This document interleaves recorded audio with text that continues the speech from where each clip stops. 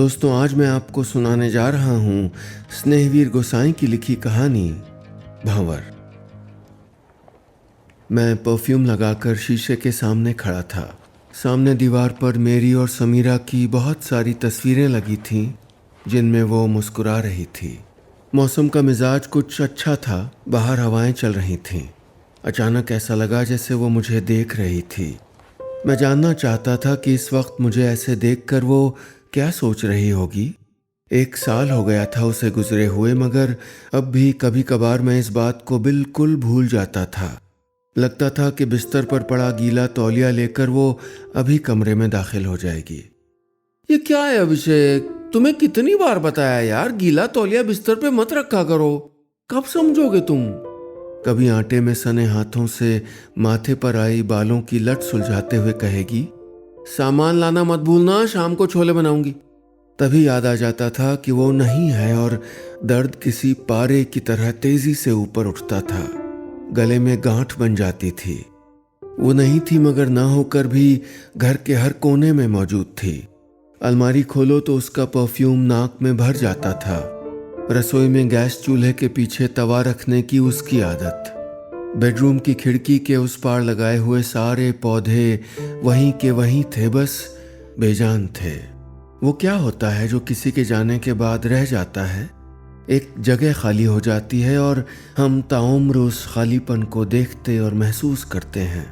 समीरा जब थी तब ये महसूस नहीं होता था कि मेरा वजूद उसकी मौजूदगी से कितना भरा हुआ है। उसके होने ने मुझे चारों तरफ से ढका हुआ था। हर दर्द, हर तकलीफ उससे छन कर मुझ तक आती थी। ये सवाल मैं अक्सर अपने आप से पूछता था कि क्या वो सच में अब नहीं है? मेरे भीतर से आवाज आती थी कि वो है, बस अब बात नहीं करती, हंसती नहीं, गुस्सा नहीं होती, जिद नहीं करती, पर वो है। मैंने अपनी जिंदगी के 5 खूबसूरत साल उसके साथ गुजारे और एक दिन वो अचानक बिना बताए मुझे छोड़कर चली गई। ऐसी दुनिया में जहां से वापसी की कोई गुंजाइश नहीं थी। बढ़ती उम्र के साथ जब जिंदगी महासागर के बीच किसी वीरान टापू के जैसी होती जा रही थी तो मुझे हर लम्हा उसकी कमी महसूस होती थी। एक साथी की कमी महसूस होती थी जिससे बात करके दिन भर की थकान का बोझ कंधों से उतारा जा सके। मैं चाहता नहीं था मगर मेरा दुख मेरे शरीर के हर हिस्से से जाहिर होता था। बोझिल आंखें, झुके हुए कंधे, पपड़ाए होंठ, हर हिस्से से। मैं इस दुख के आगे बढ़ना चाहता था लेकिन नहीं जानता था कि ये मूव ऑन कैसे करना है। कहाँ था वो बटन जिसे दबाकर पिछला सब कुछ बस डिलीट किया जा सकता था? अतीत की स्लेट से सारी खुशियाँ, सारे गम, साथ बिताए सारे लम्हे कैसे मिटाए जाते हैं? मैं सीखना चाहता था, मैं दोबारा मुस्कुराना चाहता था। इसीलिए आज परफ्यूम लगाकर आईने के आगे खड़ा था। घर में कोई नहीं था जो मुझे बता सके कि मैं कैसा लग रहा हूँ। वो होती तो बालों में हाथ फेरती, उन्हें सेट करती या शर्ट की बाहें मोड़ देती ठीक कोहनी तक। आज मेरा अच्छा लगना बेहद ज़रूरी था। कई सालों के बाद आज मैं किसी से मिलने जा रहा था। मैं आधा घंटा पहले ही तैयार हो चुका था और तब से खुद को शीशे में देख रहा था। तभी मेज़ पर रखा फ़ोन बजने लगा। स्क्रीन पर फ्लैश होता नाम देखकर मुझे थोड़ी हैरानी हुई। हेलो अभिषेक, कहाँ रह गए भाई? हम आधे घंटे में केक काटने वाले हैं, तुम जल्दी से आ जाओ। समीरा के पापा का फ़ोन था। उसके भाई विक्की ने 2 दिन पहले फ़ोन करके मुझे अपने बेटे के जन्मदिन में बुलाया था, मगर पता नहीं कैसे मैं भूल गया। समीरा के पापा अब भी मुझे बहुत मानते थे। घर के छोटे बड़े फैसलों में मुझसे राय लेते थे। शायद मेरे हालात को अच्छी तरह समझते थे। मेरी तरह उन्होंने भी कई साल पहले अपनी पत्नी को खो दिया था। समीरा हमारे बीच नहीं थी मगर उसके न रहने पर भी हमारे इस जुड़ाव पर कोई असर नहीं पड़ा था। मैं क्या करूं? मैं उन्हें बताऊं कि मैं किसी से मिलने जा रहा था? मम्मी पापा के गुजरने के बाद समीरा का परिवार ही अब मेरा परिवार था। जब उसके घर वालों को मेरे फैसले के बारे में पता चलेगा तो उन्हें कैसा महसूस होगा? क्या उन्हें बुरा लगेगा? कहीं उन्हें ऐसा तो नहीं लगेगा कि मैंने बहुत जल्दी आगे बढ़ने का फैसला कर लिया?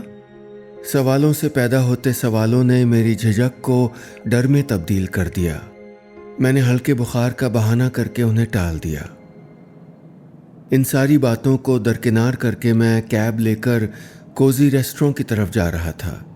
मिताली वहाँ मेरा इंतज़ार कर रही थी। एक मैट्रिमोनियल साइट से उसका नंबर मिला, फिर चैट हुई और अब मुलाकात। हम दोनों रोमांस से ज़्यादा रिश्ते में स्टेबिलिटी ढूंढ रहे थे, ठहराव। कहीं न कहीं मेरा एक मन खुद की ही परीक्षा ले रहा था। शायद देखना चाह रहा था कि वाकई मैं किसी नए रिश्ते के लिए तैयार हूँ या नहीं। ये जगह बहुत अच्छी है, उसने बात शुरू करते हुए कहा। हाँ, मुझे तो ये रेस्टोरेंट बहुत पसंद है। मैं और समीरा अक्सर यहाँ आया करते थे। अचानक मुझे एहसास हुआ कि मुझे इस वक्त ये बात शायद नहीं कहनी चाहिए थी। आपने किसी के साथ इतना लंबा वक्त गुजारा हो तो उसका ख्याल सबकॉन्शियस में चला आता ही है। स्टार्टर्स आने से लेकर स्वीट डिश ख़त्म करने तक हमने बहुत सारी बातें की।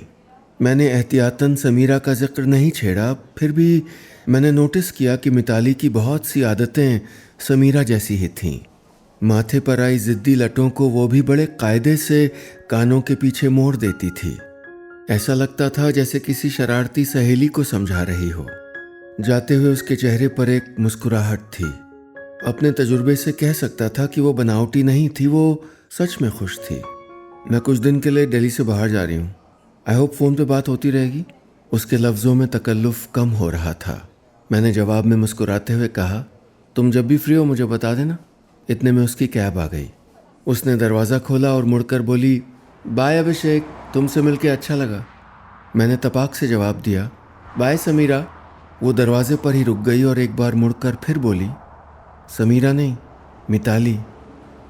वापस आते हुए मैंने कैब नहीं ली, पैदल ही घर की तरफ चल पड़ा। मुझे वापस पहुंचने की कोई जल्दी नहीं थी। वहां कोई मेरा इंतजार नहीं कर रहा था। मैं रास्ते भर मिताली के बारे में सोचता रहा। उसकी बातों से मुझे महसूस हुआ कि वो काफ़ी समझदार लड़की थी।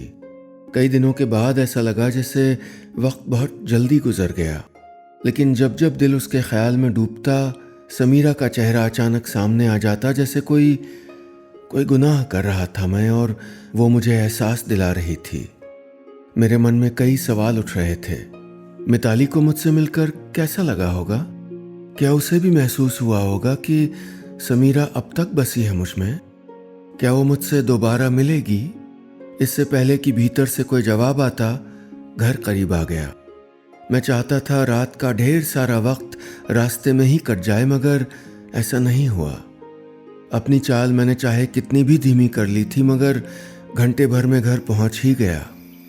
समीरा का भाई विक्की घर के बाहर खड़ा था। अगर मैंने दूर से देख लिया होता तो मैं रुक जाता, मगर अब कोई फ़ायदा नहीं था। उसने देख लिया कि फ़ोन पर बीमारी का बहाना करके मैं कहीं घूमने निकल गया था।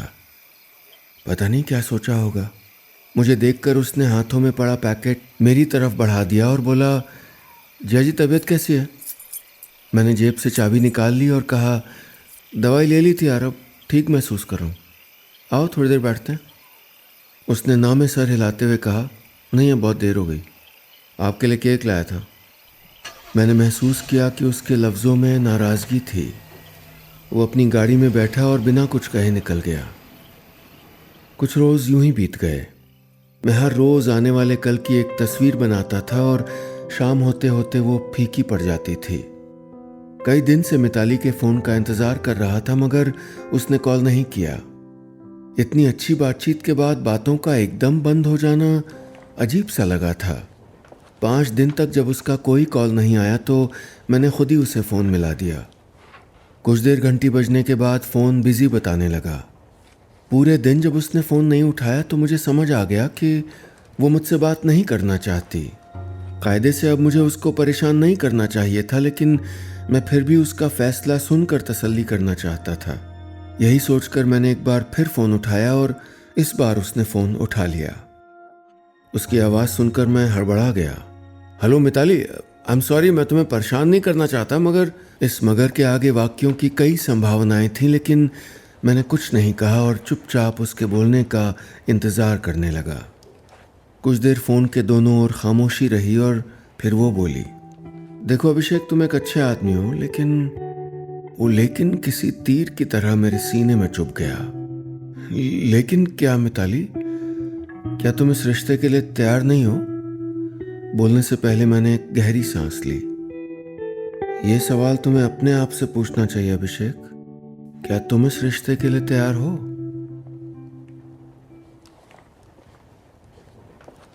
मिताली का सवाल कई दिनों तक मेरे भीतर घूमता रहा। मैं उसे कहना चाहता था कि मैं चाहकर भी समीरा के ख्याल से नहीं दूर हो पा रहा हूँ। उसे समझाना चाहता था कि किसी की गैर मौजूदगी की आदत डाल लेना बहुत तकलीफ देह होता है। सीने में एक दर्द उठता है और ये दर्द सीधी रेखा की तरह नहीं होता जो आर पार हो जाए।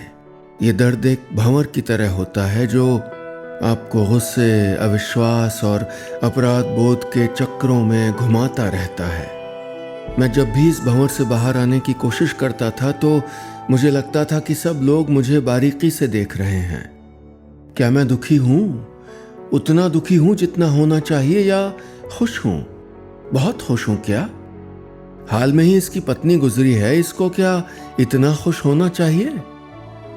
चाहे लोग आपको जज ना भी कर रहे हों तो भी ऐसा महसूस होता है। मुझे फर्क नहीं पड़ता ये कह देना बहुत आसान है, मगर इस बात को नज़रअंदाज करना बहुत मुश्किल है कि नए रिश्ते में जाने की तैयारी से उन लोगों को तकलीफ हो सकती है जिन्होंने मेरे साथ समीरा को खोया था। ऐसे में कोई नहीं था जो ये कह सके कि इट्स ओके, तुम ठीक कर रहे हो। अकेलेपन को यादों से नहीं भरा जा सकता। मुझे डर था कि नए रिश्ते को लेकर मेरे करीबी लोगों का क्या रिएक्शन होगा। मुझे डर था कि इस नए रिश्ते को क्या मैं पूरी तरह से निभा पाऊंगा। मुझे डर था कि कहीं मैं समीरा को भूल तो नहीं जाऊंगा। इतने सारे डरों के बीच भी मैं कोशिश कर रहा था। क्या मिताली एक कोशिश नहीं कर सकती थी? मैं उसे फैसला लेने के लिए नहीं कह रहा था, मगर कम से कम मुझे पूरा मौका तो दे दे। और क्या एक मुलाकात के बाद ही उससे ये सब एक्सपेक्ट करना सही था? मैंने जेब से फ़ोन निकाल कर एक नंबर मिलाया। हेलो विक्की, तू घर पे है? मैं आ रहा हूँ। विक्की के घर पहुंचकर मैंने सबसे पहले उसके बेटे को गोद में उठाया और बर्थडे का गिफ्ट दिया। कुछ ही देर में सब आकर बैठ गए थे। उस रोज़ मैं बहुत देर तक उन लोगों के साथ बैठा रहा। समीरा के पापा उसके बचपन की शैतानियों के किस्से सुनाते रहे और चाय के कप से उठती भाप के साथ सारी नाराज़गियाँ हवा में गायब होने लगीं। पापा समीरा की बात मेरे आने पर ही करते थे। मुझसे मिलते ही शायद कोई दरवाज़ा खुल जाता होगा। उन्होंने टेबल से कप उठाया और पूछा, तो आगे क्या इरादा है? मुझे मालूम नहीं इस सवाल के जवाब में वो क्या जानना चाहते थे, लेकिन मैंने वही बताया जो बताना चाहता था। पापा, मैंने मैट्रिमोनियल साइट पे रजिस्टर कर लिया है। मैंने कहना चाहा कि मैं दोबारा शादी करना चाहता हूँ, मूव ऑन करना चाहता हूँ, लेकिन इतने सीधे शब्दों में कह नहीं सका। मैंने उनके चेहरे को गौर से देखा। मेरी बात सुनकर वो खुश नहीं थे। चांदनी रात की सफ़ेद रोशनी में मैं घर वापस आ रहा था। घर पहुंचते पहुंचते हवाएं तेज हो गईं। मेरे भीतर और बाहर दोनों तरफ अकेलापन था और इस पर इस तूफान की आवाज़। लगता था जैसे कोई बहुत जोर से रो रहा था और उसे चुप कराने वाला कोई नहीं था। पापा मुझे बाहर तक छोड़ने आए और चुपचाप मेरे साथ चलते रहे। कभी कभी मैं सोच में पड़ जाता था कि मैं अब तक भी उन्हें पापा क्यों कहता था। अपने घर में बुजुर्ग के ना होने के कारण शायद मुझे उनकी सरपरस्ती अच्छी लगती थी। मेरी बात सुनकर उन्हें अच्छा तो नहीं लगा, मगर उन्होंने सिर्फ कहकर सर हिलाया था। क्या समीरा का दुख हमारे बीच में एक पुल बन गया था? विक्की के पास अपना पूरा परिवार था, सपने थे, भविष्य था। एक मैं और पापा ही थे जिनके पास समीरा के दुख के अलावा कुछ नहीं था। शायद उनको लगा होगा कि मेरी जिंदगी में किसी के आ जाने से वो पुल टूट जाएगा और वो अकेले पड़ जाएंगे। मैं उनकी इजाज़त के बगैर उन्हें नाराज़ करके कोई कदम नहीं उठाना चाहता था। मैं चाहता था कि वो हमेशा मेरी ज़िंदगी का हिस्सा बने रहें। समीरा के बाद भी वो मेरे पापा बने रहें। लेकिन एक डर था, क्या मेरे आगे बढ़ जाने से, किसी से शादी कर लेने से मैं उनसे दूर हो जाऊंगा? क्या ऐसा करके मैं खुदगर्ज हो रहा था? क्यों मेरे मन में अपराध की भावना घूम रही थी? क्यों उनका ख्याल आते ही मैं खुद से नजरें चुराने लगा था? मेरे आसपास की हवा गाढ़ी हो रही थी। मन में एक धुंध सी छाई हुई थी जिसमें कुछ भी देख समझ पाना मुश्किल हो रहा था। घर पहुंचकर कुछ भी करने की इच्छा नहीं हुई। मैं बिना कपड़े बदले सोफे पर ही पसर गया। एक सवाल बार बार मेरे मन में कौंधने लगा। क्या मैं सच में नए रिश्ते के लिए तैयार था? बीते साल की ढेर सारी बातें मेरे दिलो दिमाग में घूमने लगीं। मैं अपनी ही कैद में बंद था। समीरा की डायरी, उसके पुराने मैसेज, उसकी पसंदीदा फिल्में, मैं इन सब में उसको ढूंढ रहा था। बाकी सब कुछ मेरे लिए बेमानी हो गया था। गहरे दुख के असर में इंसान खुद को सिकोड़ लेता है। वो मन की खिड़कियों से कभी कभी ताज़ी हवा ले तो लेता है, मगर बाहर जाने की हिम्मत नहीं करता। कुछ दिन पहले ही समीरा की फ़ोटो बनवाने को दी थी। उसका कांच चटक गया था। दीवार पर बस फ्रेम के निशान रह गए थे। अब जब तक नया फ्रेम नहीं लग जाता, ये निशान नज़र आते रहेंगे। मैंने जेब से फ़ोन निकाला और एक नंबर मिलाया। क्या हम कल मिल सकते हैं? एक बहुत अजीब सी बात मुझे पिछले दिनों महसूस हुई। जब आपके पास भविष्य नहीं होता तो आप अतीत में जीने लगते हैं। समीरा के पापा के अलावा मेरे आगे पीछे अब कोई नहीं बचा। कई दिन तक मैं समीरा के पापा से मिलने भी नहीं गया। आप जिन्हें समझते हैं उनसे नाराज भी नहीं हो सकते, बस दूर हो सकते हैं, मगर कब तक? आज पूरा 1 महीना बाद मैं समीरा के पापा से मिलने जा रहा था। ऐसा लग रहा था जैसे उस रात वाली बात कुछ अधूरी रह गई थी। मैं जानना चाहता था कि वो मेरे फैसले के बारे में क्या सोच रहे थे। सिर्फ समीरा के पापा की हैसियत से नहीं, मेरे बुजुर्ग होने के नाते भी। कभी कभी ऐसा लगता था कि मैं ऐसे सवालों से घिर गया हूं जो मुझसे कभी पूछे ही नहीं गए। पापा लॉन में अकेले बैठे थे। मैं चुपचाप उनके साथ जाकर बैठ गया। वो अक्सर कहा करते थे कि समझदारी एक मुश्त नहीं आती, आदमी किस्तों में होशियार होता है। पापा, आपको लगता है मैं ठीक कर रहा हूं? कुछ देर तक वो उन पौधों को देखते रहे जिनमें नए नए फूल आ रहे थे। फिर मेरी तरफ धीरे से मुड़े। बेटा, जिंदगी बहुत लंबी होती है, अकेले नहीं गुजारी जा सकती। मैंने कहा, पापा आपने भी तो? उन्होंने मुस्कुराकर कहा, मैं अकेला कहाँ था बेटा, समीरा और विक्की थे ना मेरे साथ। उनकी नज़र एक बार फिर फूलों की तरफ चली गई। मैं देखना चाहता था कि वो आखिर देख क्या रहे थे। चुप्पी के उस छोटे से अंतराल के बाद मैंने धीरे से कहा, समीरा और विक्की आपके पास थे, मगर वो मम्मी की कमी को तो नहीं पूरी कर सकते। उन्होंने एक गहरी सांस ली, शायद कुछ याद आ गया था। फिर कुछ सोचकर बोले, बेटा, किसी की कमी को कोई पूरा नहीं कर सकता। हम बस जीने के सहारे ढूंढते हैं। मेरे पास सहारा था, तुम्हें अपना सहारा, अपना साथ ढूंढना है। उनकी बात सुनकर मुझे थोड़ी तसल्ली हुई। आने वाली जिंदगी को लेकर थोड़ा आश्वस्त हुआ। थोड़ी धुंध छटी हो, जैसे उलझनों की गांठें धीरे धीरे खुल रही हूं। मेरे मन में बस बार बार सवाल आ रहा था, क्या मेरा मन मिताली से कहीं जुड़ गया था? क्या वैसा ही लगाव जैसा समीरा के साथ हुआ था? मैं अपने ही सवालों जवाबों में कहीं उलझने लगाता, पर फिर लगा जिंदगी खुद को रिपीट नहीं करती, पुराने में हमेशा कुछ नया जोड़ देती है।